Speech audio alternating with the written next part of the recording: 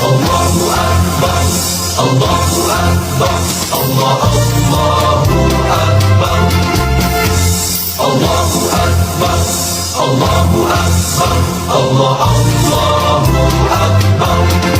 Salam ilahi menuntut kesatuan, maju serta membela kebenaran untuk negara, bangsa dan kemakmuran.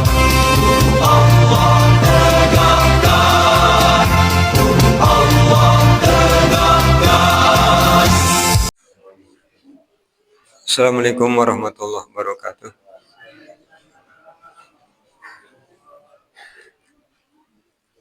Innal hamdalillah nahmaduhu wa nasta'inuhu wa nastaghfiruh.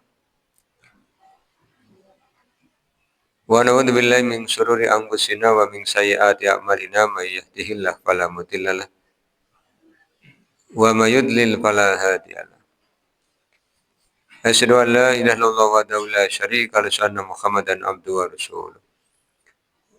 Allahumma shalli ala Muhammad wa ala ali Muhammad kama shallaita ala Ibrahim wa ala ali Ibrahim wa barik ala Muhammad wa ala ali Muhammad kama barakta ala Ibrahim wa ala ali Ibrahim innaka Hamidum Majid. Bapak dan Ibu yang mudah-mudahan dirahmati oleh Allah. Syukur alhamdulillah malah senantiasa kita panjatkan kehadirat Allah Subhanahu wa taala atas limpahan nikmat yang telah Allah berikan pada kita. Termasuk diantaranya nikmat sehat dan nikmat sempat. Sehingga di Jumat malam Sabtu, pekan terakhir di bulan Sya'ban, kita masih dipertemukan oleh Allah SWT untuk mengikuti kajian kitab Sahih Al-Bukhari. Salawat, salam, dan keberkahan kita mohonkan kepada Allah agar senantiasa tercurah kepada Rasulullah Muhammad SAW dan keluarganya, sebagaimana Allah telah mencurahkan salawat, salam, dan keberkahan kepada Nabi Ibrahim AS dan keluarganya. Masih di Kitabul Jum'ah, kita akan mulai dari bab 37, hadisnya 935. Imam Al-Bukhari memberi judul Babus Sa'atil Lati fi Yaumil Jumu'ati. Bab waktu yang ada pada hari Jumat. Maksudnya waktu yang ketika seseorang berdoa di waktu itu, maka Allah akan mengabulkannya.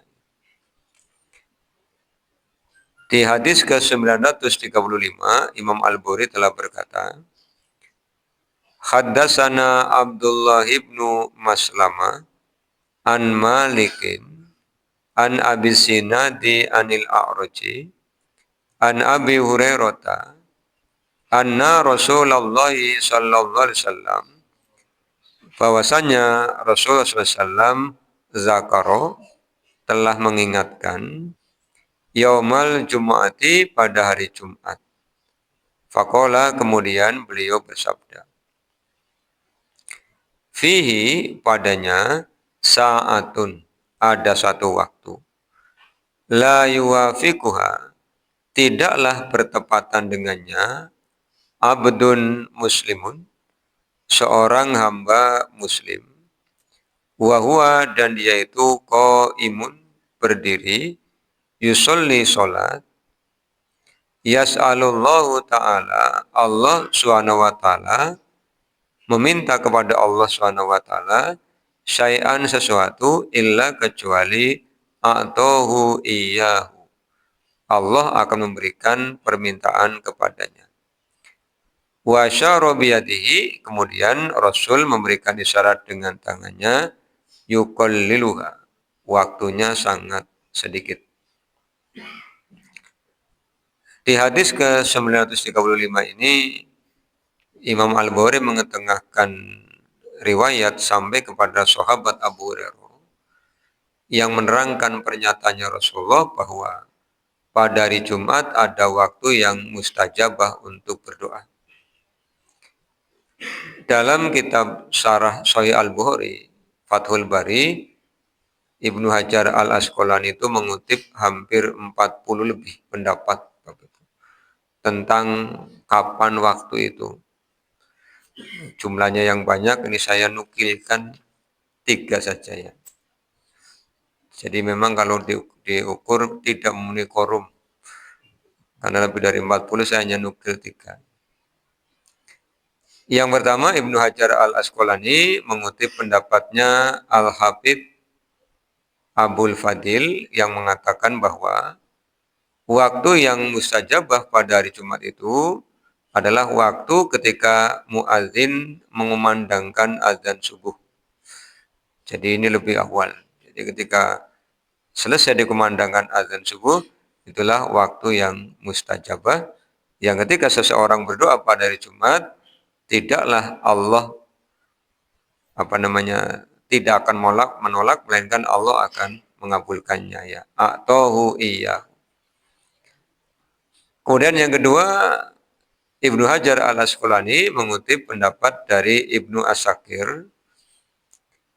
Kapan waktu yang mustajab itu? Di hari Jumat, sejak terbit fajar sampai dengan matahari terbit. Jadi sejak azan subuh sampai dengan matahari terbit itu waktu yang mustajabah untuk berdoa. Kemudian yang ketiga, Ibnu Hajar Al-Asqalani mengutip pendapat dari Abu Hurairah. Ini beliau menyampaikan 2 pendapat. Yang pertama sejak terbit fajar sampai matahari terbit. Yang kedua selesai sholat asar sampai sebelum maghrib. Nah ini biasanya yang banyak dikenali adalah setelah asar sampai sebelum maghrib. Tapi prinsipnya begini, Bapak Ibu. Dari banyaknya pendapat yang diikuti oleh Ibnu Hajar Al-Asqalani, kalau kita ingin mendapatkannya, ya kita manfaatkan waktu sejak terbit fajar sampai menjelang matahari terbenam. Sejak terbit fajar tentu kita sudah berdoa. Kapan kita berdoa? Sejak kita mendengar kumandang adzan kita berdoa. Kita akan mengucapkan sholawat kepada Allah untuk Rasul. Allahumma sholli ala Muhammad. Kemudian kita berdoa kepada Allah. Doa setelah kita mendengar azan itu kan doa. Dan di antara janji Rasulullah kepada orang yang berdoa setelah azan adalah memintakan syafaat. Kemudian kita melaksanakan sholat. Kalau ke masjid kita tahiyatul masjid. Di dalam sholat tentu kita berdoa. Karena secara kebahasaan sholat itu juga artinya adalah doa. Dalam suratul Fatihah ada doa. Pada kalimat wa iyyaka nasta'in. Pada kalimat ihdinas siratal mustaqim itu doa. Tunjukilah kami jalan yang lurus. Ketika kita ruku memilih dengan doa subhanakallahumma rabbana wa bihamdika allahumma gfirli, ini juga doa. Pada kalimat Allahumma gfirli. Ketika kita duduk di antara 2 sujud, al-muksi, baik dengan cara iftiros atau dengan cara ik'a, iftiros dan ik'a itu cara duduk. Itu juga kita berdoa. Allahumma gfirli warhamni wajburni wahdini warzuqni, kita berdoa. Sampai ketika kita selesai tahiyat sampai innaka hamidum majid, kita juga berdoa. Kita minta perlindungan kepada Allah yang sudah kita kaji. Allahumma inni a'udzubika min azabi jahannam wa min azabil qabri wa min fitnatil mahya wal mamati wa min syarri fitnatil masihid dajjal. Ini juga doa. Selesai sholat kita juga berdoa. Astagfirullah, astagfirullah, astagfirullah, juga doa. Jadi sebenarnya ketika kita melaksanakan sholat sejak subuh, lanjut siang Jumat, lanjut asyar, di dalamnya sudah ada doa-doa yang kita panjatkan kepada Allah SWT. Sehingga insya Allah ada doa-doa yang ngepasi dengan waktu yang yuqalliluha tadi. Beda halnya kalau sejak subuh sampai asar tidak sholat, ya tidak berdoa. Ini harapannya seperti itu, Bapak Ibu ya. Kemudian kita ke bab 38. Babu idza nafaron nasu anil imami fi sholatil jum'ati fa sholatul imami waman baqiya jaizatun. Bab apabila orang-orang pergi meninggalkan imam di dalam sholat Jumat, maka sholatnya imam bersama orang-orang yang tersisa boleh. Maksudnya apa? Lagi sholat Jumat, kemudian sebagian jamaahnya pulang. Atau sebagian jamaahnya keluar. Nanti kita akan kaji hadisnya yang menjadi sabab nusul turunnya Al-Quran surah Al-Jum'ah ayat 11. Ini sabab nusulnya ya, asbabun nusul. Hadis 936. Haddasana Muawiyah bin Amrin qala haddasana Zaidatu an Husainin an Salim ibni Abil Ja'di qala haddasana Jabir bin Abdullah qala. Ini yang bercerita adalah Jabir bin Abdullah.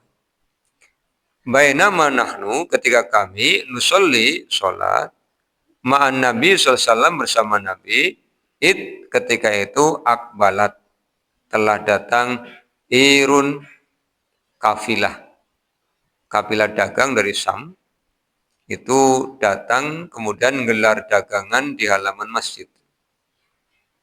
Dan ternyata ketika kafilah dagang ini gelar dagangan, itu membuat orang-orang dalam masjid tertarik untuk melihat. Tahmilu to'aman.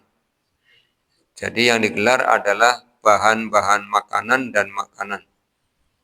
Bahan-bahan makanan ya berarti tepung atau gandum ya Pak. Tepung gandum atau gandumnya. Makanan bisa korma atau roti. Gitu ya. Tahmilu to'aman. Digelar di halaman masjid. Faltafatu ilaiha. Kemudian mereka menoleh. Jadi makmumah yang lagi mendengarkan Rasulullah khutbah itu lihat orang dagang langsung pada ngeling. Faltafatu ilaiha. Tidak hanya menoleh, tapi juga keluar. Hatta sehingga mabakia. Tidaklah tersisa ma'an Nabi bersama Nabi illa kecuali isna asyara rojulan. Jamaah masjidnya tinggal 12 orang. Jadi yang lain tuh keluar. Milih dagangan. Belanja. Fanazalat kemudian turun hadil ayatu. Oleh Allah diturunkan ayat surah Al-Jum'ah ayat 11. Ayat terakhir ya. Wa idza ra'au tijaratan aw lahwan faddu ilaiha wa tarakuka qa'ima. Wa idza dan apabila ra'au mereka melihat tijaratan perniagaan atau lahwan permainan. Jadi oleh Allah itu dinilai sebagai permainan. Ing faddu ilaiha. Mereka semua menoleh ke arahnya. Wa tarokuka qa'ima. Dan mereka meninggalkanmu Rasul, sedangkan engkau qa'ima. Rasulnya lagi berdiri, lagi khutbah, ditinggal jamaah. Iya, kalau sekarang khotib juga ditinggal jamaah.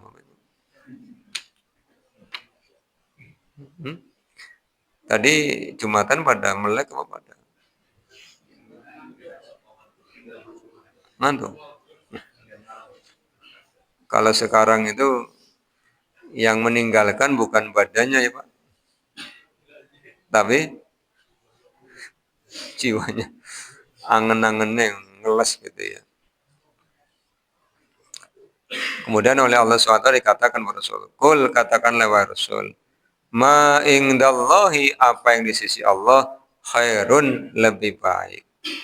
Mendengarkan khutbah Jumat itu lebih baik. Minallahwi daripada permainan. Permainannya apa? Tawar menawar harga. Wa minat tijaroh dan daripada kamu berniaga. Wallahu dan Allah khairur razikin, sebaik-baik pemberi rizki. Jadi tidak usah khawatir, tidak usah kemudian pada meninggalkan khotib yang sedang berkhutbah, khawatir tidak kebagian. Bapak Ibu ya. Dari sinilah kemudian Ibnu Hajar Al-Asqalani menyebutkan pendapat-pendapat tentang sebenarnya sholat Jumat itu sah diikuti berapa orang. Ini saya kutipkan 15 pendapat. Ini komplit sesuai dengan di Sarah Fathul Barinya. Kalau tadi yang 40 lebih tak kutip 3 ya Pak. Sisanya silakan baca sendiri. Tentang jumlah jamaah Jum'ah. Yang pertama, Ibnu Hajar Al-Asqalani mengutip pendapat Ibnu Hazm. Ini mengikuti madhab Abu Dawud Ad-Dahiri ya. Jadi sholat Jumat itu sah walaupun satu orang. Yang kedua, mengutip pendapat Ibrahim An-Nahai yang menyampaikan bahwa sholat Jumat sah jika diikuti oleh 2 orang. Ini saya bacakan pendapat-pendapat ya. Bapak Ibu tidak usah protes ya. Kaning siji oleh lagi baca pendapat. Ya tidak usah tanya yang khutbah siapa, masa sendirian khutbah. Yang ketiga, Ibnu Hajar mengutip pendapat dari Imam Abu Yusuf dan Muhammad yang menyampaikan bahwa jamaah Jumat sah jika diikuti 2 orang ditambah 1 imam. Berarti berapa? 3 ya. Pendapat keempat, ini dari Imam Abu Hanifah, 3 makmum ditambah imam, 4 ya. Kemudian yang kelima pendapatnya Ikrimah, bukan Ikrimah bin Abu Jahal ya. Ikrimah tabi'in ini. Beliau berpendapat bahwa sholat Jumat sah jika diikuti 7 orang. Berarti imam 1, makmumnya 6. Kemudian yang keenam pendapat dari Rabi'ah yang menyampaikan bahwa sholat Jumat sah jika diikuti 9 orang. Imam 1, makmumnya 8. Kemudian yang ketujuh, ini dari hadis yang kita kaji Bapak Ibu ya. Bahwa sholat Jumat sah jika diikuti 12 orang. Karena meskipun sebagian besar makmumah meninggalkan Rasulullah sedang berkhutbah, tapi Rasul tetap melanjutkan sholat Jumatnya. Ini 12 orang. Yang ke-8, pendapat dari Ishaq juga sama 12 orang. Yang ke-9, pendapat dari Ibnu Habib dari Imam Malik yang mempersyaratkan jamaah Jumat sah jika diikuti 20 orang. Kemudian yang ke-10, 30 orang. Ini pendapatnya Imam Malik. Yang ke-11 pendapatnya Imam Asy-Syafi'i itu 40 orang. Kemudian pendapat yang ke-12 Umar bin Abdul Aziz berpendapat 10 orang plus imam. Ke-13 Imam Ahmad berpendapat jamaah Jumat diikuti oleh 50 orang. Kemudian yang ke-14 oleh Ibnu Hajar mengutip pendapatnya Al-Marwazi yang menyampaikan bahwa sholat Jumat sah diikuti 80 orang. Yang terakhir, jumhur ulama itu tidak ada batasan. Yang namanya jamaah ya ada imam, ada makmum. Itu 15 pendapat. Bapak Ibu mau ikut yang mana?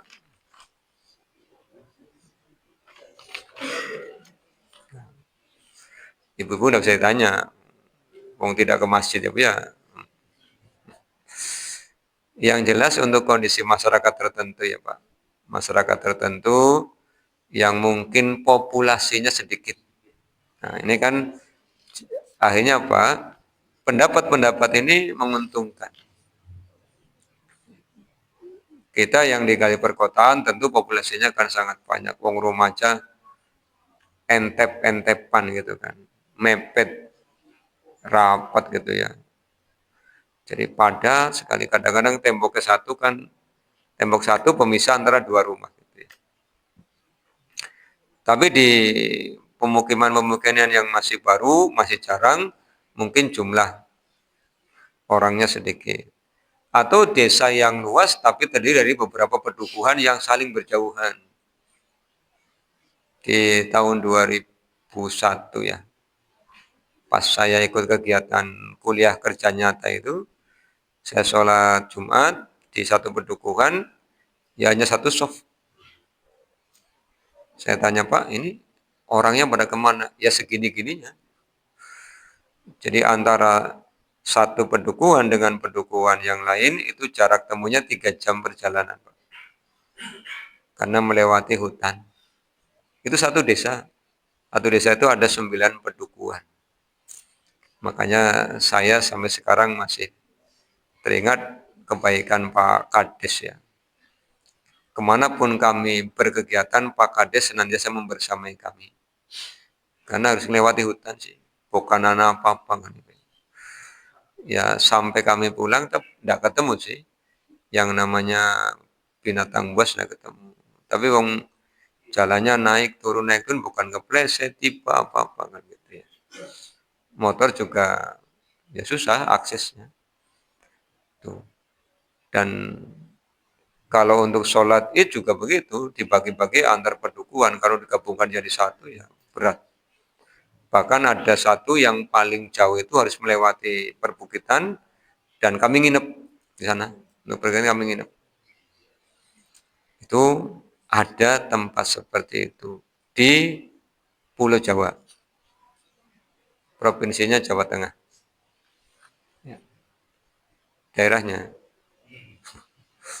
rahasia. Mau nyenengan dolan mana? Yang penasaran. Tapi sekarang mungkin sudah berbeda, Pak. Ini kan 25 tahun yang lalu, kan itu tahun 2001 ya. Sekarang mungkin sudah padat walau alam. Sejak lulus belum pernah ke sana. Ya. Itu jadi kalau ada orang bertanya sholat Jumat sah berapa orang ya, jadi nggak tinggal jawab mau pendapatnya siapa ya. Yang penting jangan pendapatnya sendiri ya. Jangan, kalau pendapat saya jangan. Ini ada 15 tinggal milih. Sekarang kita ke bab 39. Tentang sholat ba'diyah Jumat. Babus sholati ba'dal Jum'ati wa qablaha. Bab sholat sesudah Jumat dan sebelumnya. Ada enggak sih ba'diyah, ada enggak sih qobliyah? Ya. 937 Imam Al-Bukhari menyampaikan, Haddatsana Abdullah ibnu Yusufa qala ahbarona Malikun an-Nafi'in an Abdullah ibni Umar anna Rasulullah SAW, bahwasanya Rasulullah SAW karena adalah yusolli sholat qoblad duhri rokataini. Ini qobliyat duhur ya Pak. Qobliyat duhur 2 rakaat. Wa ba'daha rokataini, dan sesudahnya 2 rakaat. Wa ba'dal maghribi, sesudah maghrib rokataini fi baitihi, 2 rakaat di rumah. Jadi afdolnya, afdol itu utama, afdol itu artinya utama. Untuk ba'diyah maghrib itu di rumah. Tapi kalau ada pengajian ya di sini ya Pak. Pak izin tak ba'diyah dulu. Mana-mana kapan? Enggak pas Isya. Ya berarti harus kita pengaji.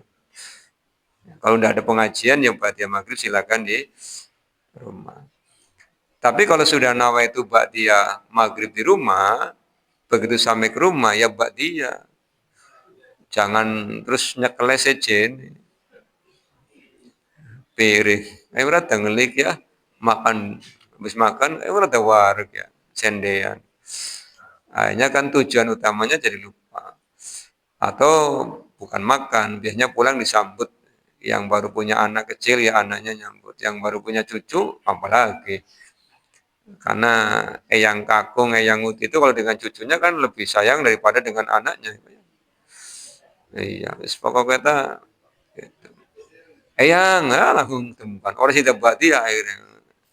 Terus nuli nimlang-nimlang si cucu. Wa ba'dal isya'i rakaataini, dan sesudah isya 2 rakaat. Wa kana, dan adalah Rasulullah la yusolli, tidak sholat ba'dal jum'ati, sesudah Jumat, hatta yan sorifa, sehingga beliau berpaling. Fa yusolli rakaataini, kemudian beliau sholat 2 rakaat.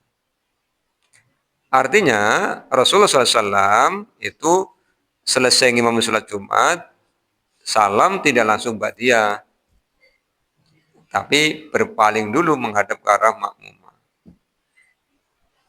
Bukan kemudian selesai sholat Jumat terus langsung ba'diyah, tapi menghadap dulu ke arah makmumah, berpaling. Ada kalanya menghadap ke arah depan gitu ya, ada kalanya menghadap ke arah kanan, ada kalanya menghadap ke arah kiri. Jadi di hadis 937 yang diterangkan adalah ba'diyah Jumat. Bagaimana dengan qobliyah? Di dalam Syarah Fathul Bari, Ibnu Hajar Al-Asqalani mengemukakan beberapa hadis tentang qobliyah Jumat. Tetapi semuanya diberi penilaian hadisnya dhaif. Itu dalam Syarah Fathul Bari. Perkara ada yang mengerjakan ya kembali kepada masing-masing orang. Kita ke bab 40. Babu qaulillahi ta'ala, bab firman Allah Ta'ala, fa idza qudiyatis sholatu fantashiru fil ardi wabtagu min fadlillah. Ayat 11 ya. Ayat 10 ya. Al-Jumu'ah 10 Bapak Ibu. Jadi kata Allah Subhanahu wa taala, apabila telah selesai sholat Jumat, disuruh fantashiru, disuruh bertebaran di muka bumi, disuruh ngasab lagi Bapak Ibu. Ini Islam mengajarkan tentang keseimbangan antara meraih dunia dan meraih akhirat. Ayatnya 10 ya. Fa idza qudiyatis sholatu fantashiru fil ardi wabtagu min fadlillah. Dan carilah oleh kalian min fadlillah, karunia Allah. Jadi Islam itu mengajarkan tawakal. Kemarin membaca artikel bagus tentang kisah Ibunda Maryam ketika akan melahirkan.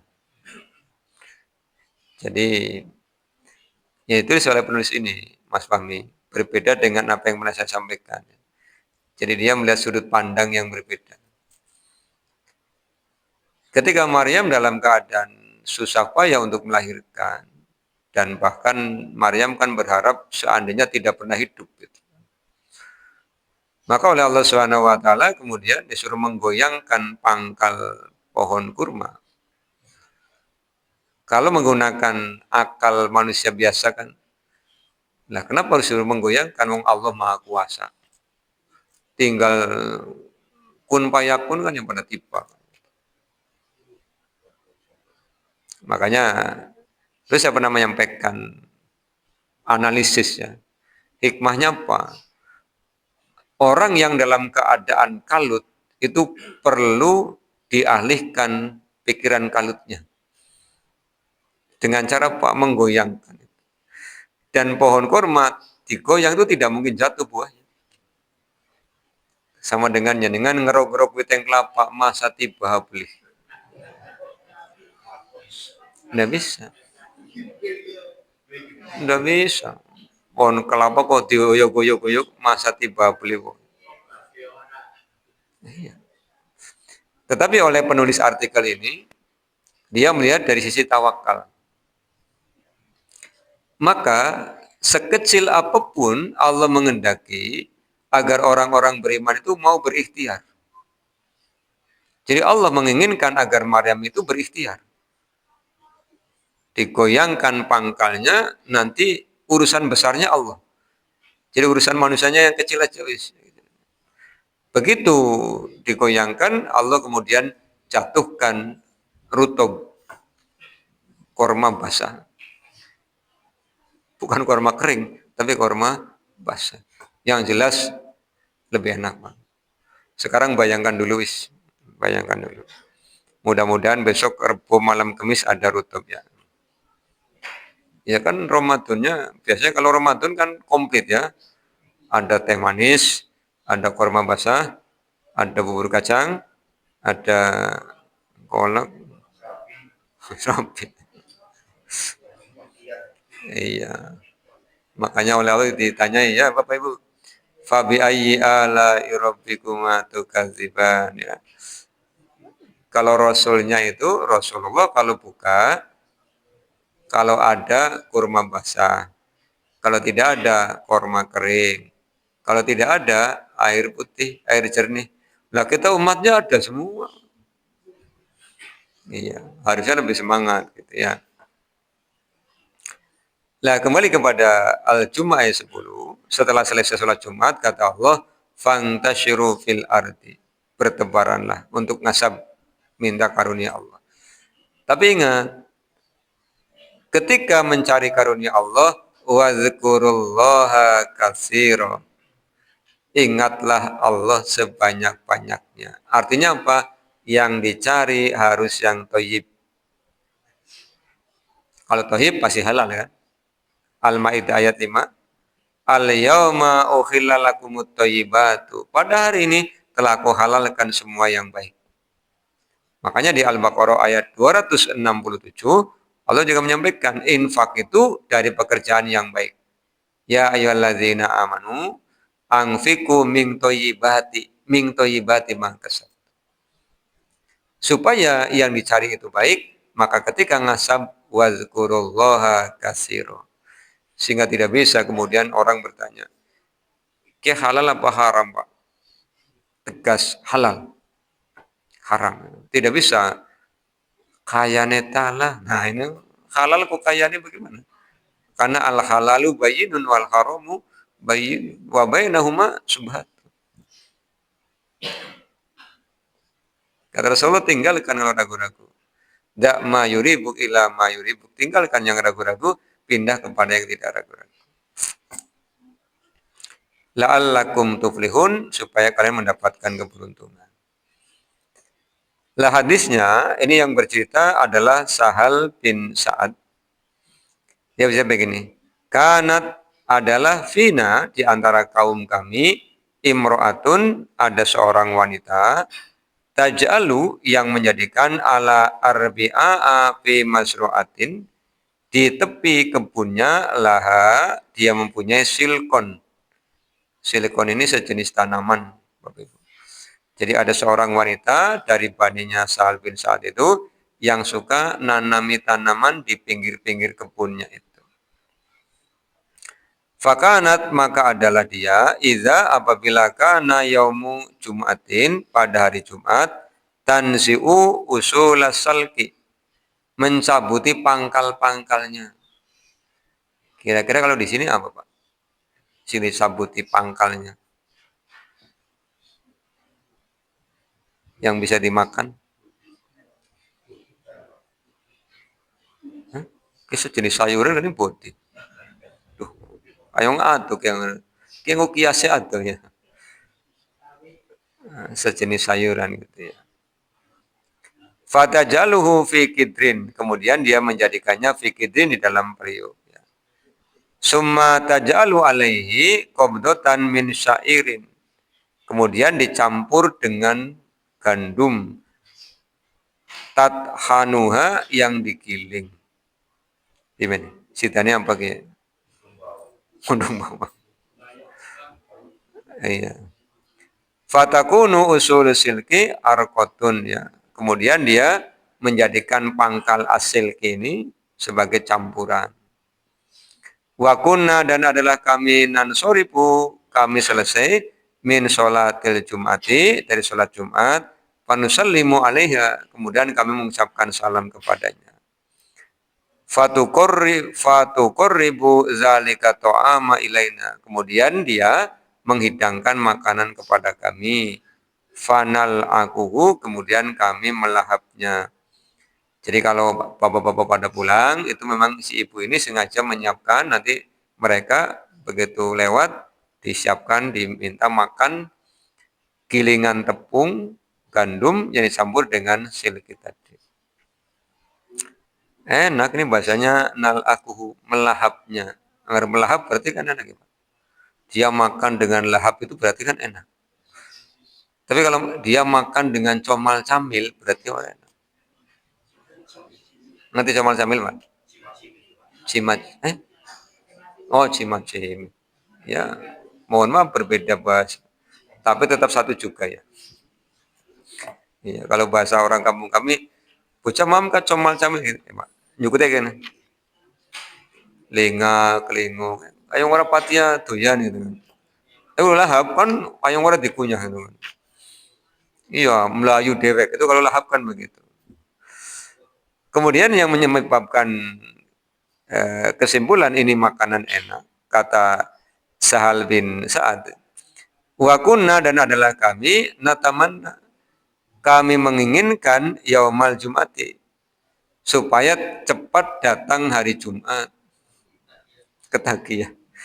Jadi wis dinteni iki Jumat maning balik tampirna karo si ibu yang tepung gandum gilingan dicampur dengan silki tadi. Kira-kira dianalogikan lengko boleh enggak, Pak? Lengko campuri bawang goreng ya. Ya orang kalau lagi lapar tuh ngapa enak ya. Lito amiha zalika supaya kami makan yang seperti itu lagi. Ini. Kemudian 939 masih dari Sahal bin Sa'ad. Dia berkata begini, Pak. Ma kunna nakilu tidaklah kami nakilu. Nakilu itu qailah. Qailah itu tidur siang. Namanya qailah. Ma kunna nakilu tidaklah kami tidur siang wala natawadda dan tidaklah kami makan siang illa ba'dal jum'ati kecuali sesudah sholat Jumat. Mungkin ini resepnya kenapa para sahabat tidak ngantuk, Pak. Karena makan siangnya sesudah sholat Jumat. Iya, kalau mau Jumatan makan ya wareg, pas wareg tadi ngantuk. Ya, jadi Jumat pekan depan dipraktekkan. Ngelihat kayak ngapa tahanlah. Coba lah ngantuk apa orang. Ternyata tetap ngantuk, Pak. Ngelih ngantuk, wareg ngantuk. Ya kalau lapar ngantuk, kenyang ngantuk ya berarti ngantukkan namanya. Terakhir lalu kita selesaikan kitab sholat Jumat pas ini. Bab 41. Babul qailati ba'dal jum'ati. Bab al-qailah tidur siang sesudah sholat Jumat. Haddatsana Muhammad bin Uqbata Asy-Syaibaniyu qala haddatsana Abu Ishaq Al-Fazariyu an Humaidin qala Sami'tu Anasan yaqulu aku telah mendengar Anas berkata Kunna adalah kami nukabbiru kami sholat kami takbir ya ilal Jum'ati sholat Jumat summa kemudian nakilu kami tidur siang. Maksudnya nukabir itu kami menyelesaikan sholat Jumat, baru kami tidur siang. 941 An Sahlin masih Sahal bin Sa'ad dia berkata, Kunna adalah kami nusolli kami sholat, ma Nabi bersama Nabi SAW al Jumu'ata sholat Jumat. Summa kemudian takunu al-qailatu, kemudian tidur siang. Selesai Bapak Ibu tentang kitab sholat Jumat. Nanti setelah selesai Ramadan, selesai Idul Fitri, kita akan masuk ke bab 12 Kitabul Khauf. Dan sebagaimana sudah kami umumkan di kajian tafsir Al-Quran Rabu pagi, bahwa sepanjang Ramadan kajian Ba'da Maghrib kita liburkan.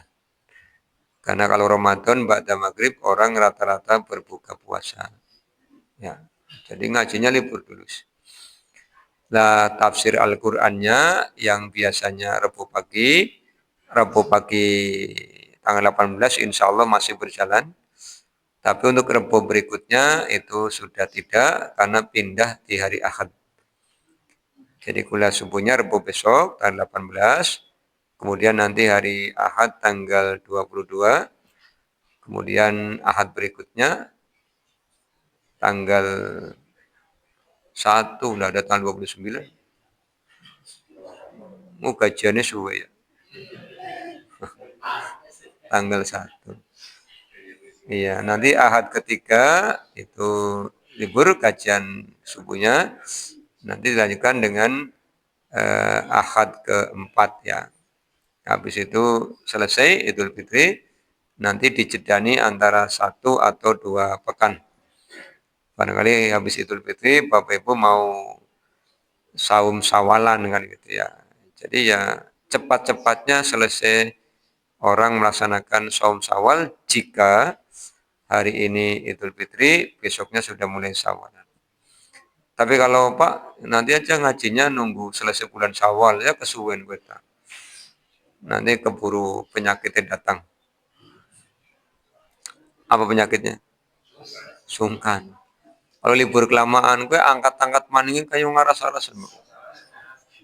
Aras, iya aras-arasan ya. Makanya liburnya jangan terlalu lama ya. Wong yang ngisi pengajian dekat ya Pak. Namanya apa ya? Sing saban dinten gitu ya. Tiap hari kan ketemu begitu ya. Insya Allah. Itu ada yang mau bertanya? Ya, monggo Pak Liman.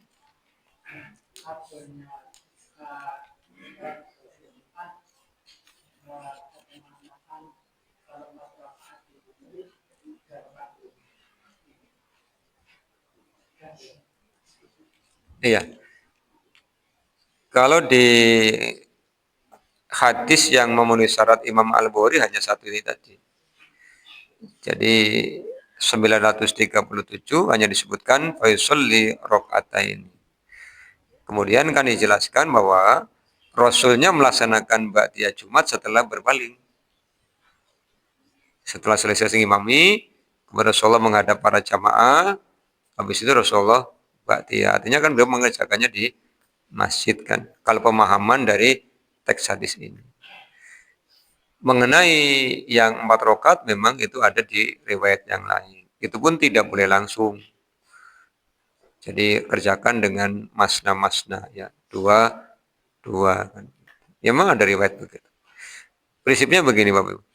Selama ada hadisnya dan hadisnya sahih, artinya tidak ada ulama hadis yang mengatakan dhaif, maka bisa dipedomani untuk diamalkan. Dan begitu prinsipnya. Ya, ya monggo, Pak Is.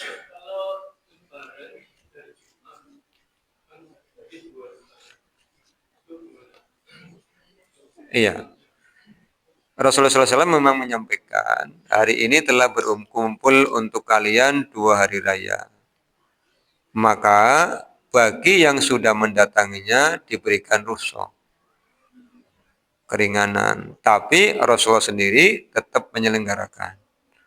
Artinya kalau yang tidak mendatangi ya boleh. Tapi kalau yang mendatangi ya boleh. Dan sebenarnya karena saya menyampaikan aku tetap menyelenggarakan, maka DKM itu memfasilitasi. Jangan sampai kemudian DKM-nya bilang, kini Jumatannya libur ya. Yang diberikan rusuh adalah makmumahnya gitu kan, karena Rasulullah memberikan kesempatan. Ini tahun ini Idnya hari Jumat. Tahun ini Idnya hari Jumat. Kayaknya. Ya silakan nanti kalau bapak-bapak mau mengambil rusak begitu. Iya. Masih ada? Iya, monggo Pak.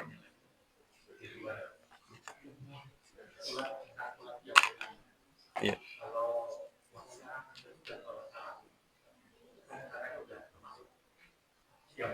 Hmm. Iya. Di kajian Sahih Al-Bukhari yang sudah kita kaji di masjid lain, Bapak Ibu ya. Ibunda Aisyah kan pernah ditanya tentang sholat malamnya Rasulullah kan. Kemudian kata Ibunda Aisyah, Rasulullah di Ramadan tidak di Ramadan sama saja.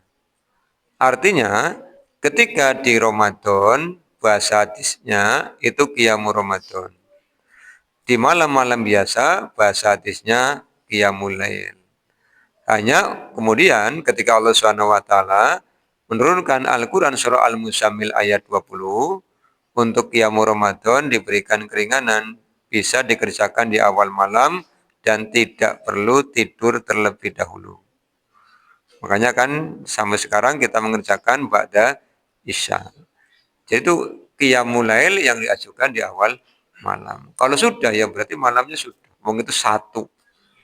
Jenisnya satu kan begitu ya. Iya. Nah bagaimana kalau malam hari kemudian pengen sholat? Ya bisa sholat sunnah sesudah wudhu. Kan Rasulullah menyampaikan pada kitab wudhu itu, sebagaimana diceritakan oleh Utsman melalui maulanya Khumron, selesai wudhu, Utsman kan bilang begini, inilah wudhunya Rasul. Siapa yang wudhunya seperti wudhuku, kata Rasulullah, kemudian dia sholat 2 rakaat tanpa berbicara dengan dirinya. Berbicara dengan dirinya itu apa? Sholatnya dikerjakan dengan khusyuk. Maka dia akan mendapatkan janji Allah, ghufirallahu ma taqaddama min dambi. Sholat ini yang kemudian dikenal di era kita dengan nama sholat sunnah syukrul wudhu. Dan begini Bapak Ibu, kalau kita sholat sunnah yang tidak terikat dengan orang lain, sebenarnya bisa dimaksimalkan. Apanya? Satu, bacaannya. Pilihlah surah-surah yang Bapak Ibu hafal yang panjang-panjang. Kemudian rukuknya dinikmati, sujudnya dinikmati. Jika tidak mempengaruhi orang lain. Tapi ada sholat sunnah yang mempengaruhi orang lain. Qobliyah misalnya. Kenapa mempengaruhi orang lain? Karena mau iqomah. Nah, muadinya udah nyeketang ya Pak. Sudah megang imik nih, mau iqomah. Yang qobliyah, orang rampung-rampung kan akhirnya mengganggu kenyamanan orang lain. Kan, gitu, kan. Di lingkup mana ngadeg, ngadeg. Lingkup mana ngadeg mana. Oke, aslinya sholat apa mau sedekap kan begitu ya Pak. Kan kadang-kadang ada orang, boleh kan orang sholat lagi sedekap. Iya, gitu ya, dipastikan. Gitu. Nah, kalau sholatnya tidak mempengaruhi orang lain, silakan dimaksimalkan. Begitu ya. Cukup Bapak Ibu? Sudah Isya, selamat menunaikan ibadah saum di bulan Ramadan. Semoga Allah SWT mempertemukan kita semua dengannya, memberikan kekuatan, memberikan petunjuk, rasa istiqomah, dan harapan kita, apa yang kita akan kerjakan nanti diterima oleh Allah SWT. Kita tutup dengan membaca doa kafaratul majlis. Subhanakallahumma bihamdika asyhadu an la ilaha illa anta astaghfiruka wa atubu ilaika. Assalamualaikum warahmatullahi wabarakatuh.